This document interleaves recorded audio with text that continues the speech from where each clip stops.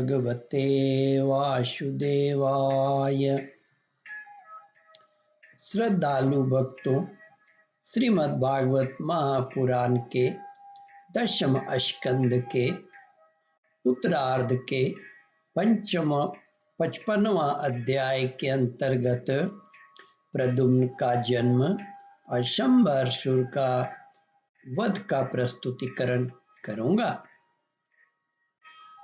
इसके पूर्व जहां तक आप कथा श्रवण कर चुके हैं उसके आगे का प्रस्तुतिकरण करता हूं।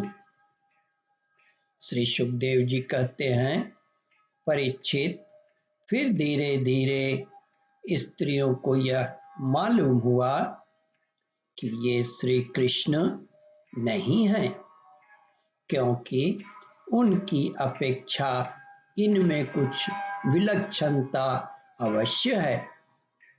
अब वे अत्यंत आनंद और विस्मय से भरकर इस श्रेष्ठ दंपत्ति के पास आ गई।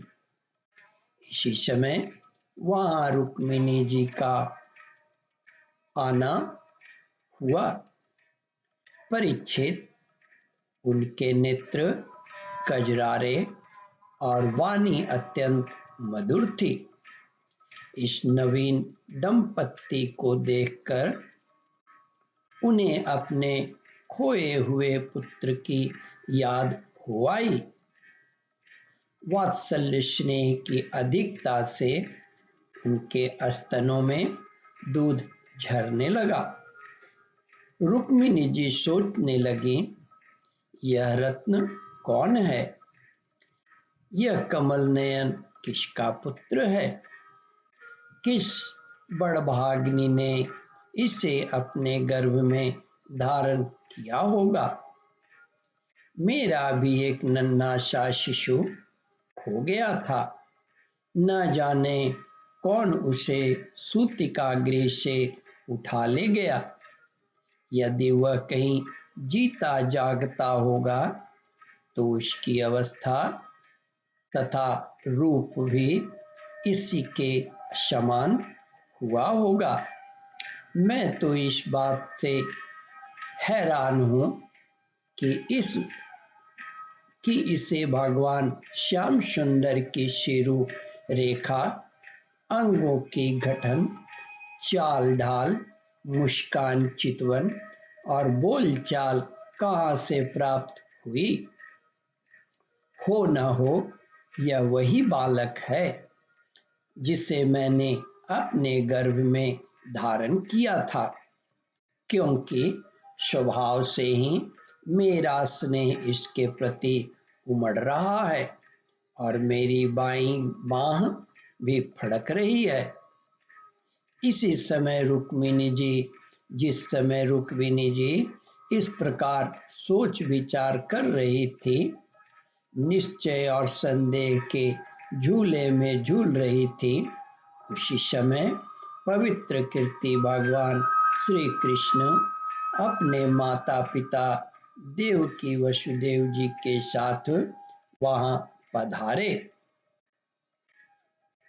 भगवान श्री कृष्ण सब कुछ जानते थे, परंतु वे कुछ न बोले, चुपचाप खड़े रहे।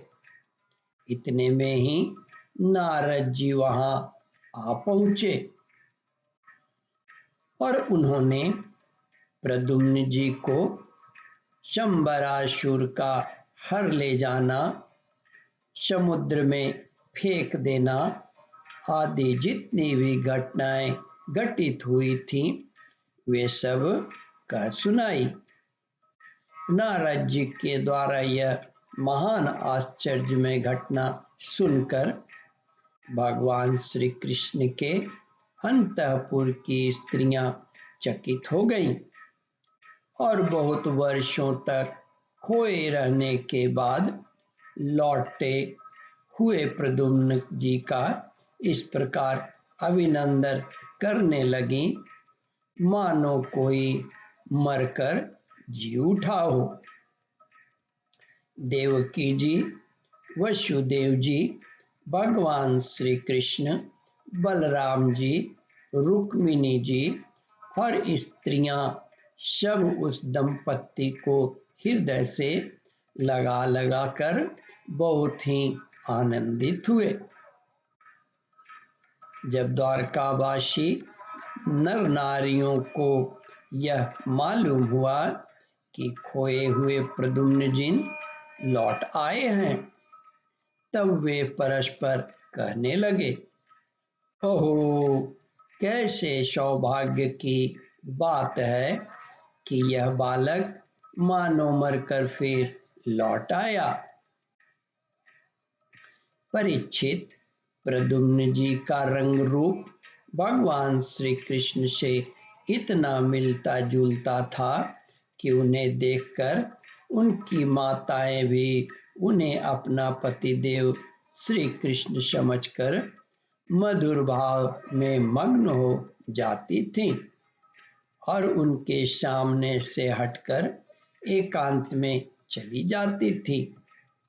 श्री निकेतन भगवान के प्रतिबिंब स्वरूप काम अवतार भगवान प्रद्युम्न के दिख जाने पर ऐसा होना कोई आश्चर्य की बात नहीं है।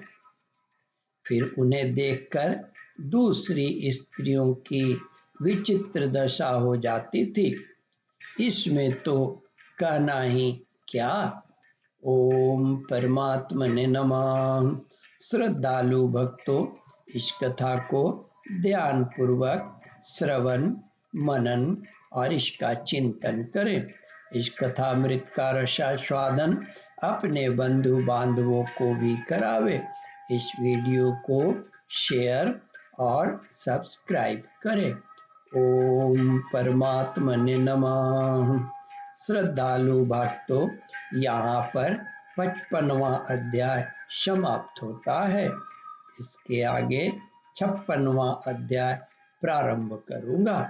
ओम नमो भगवते वासुदेवाय।